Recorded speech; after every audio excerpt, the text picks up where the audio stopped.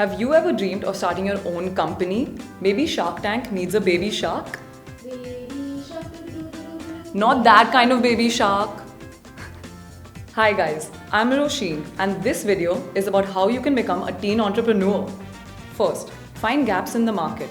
You could start making toothpaste flavored pasta, but does anyone really want that?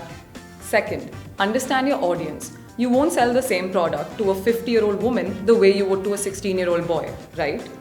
Third, brainstorm. You'll think of a million lame ideas before you land on one great one.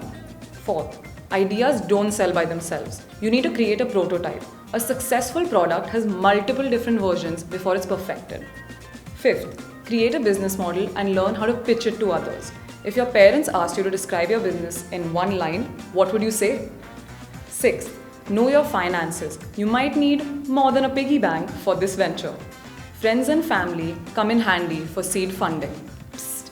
Can I have $1,000 please? baby shark, Maybe this is not the right investor. And now it's finally time to launch your own business. So where will I see you next? Shark Tank?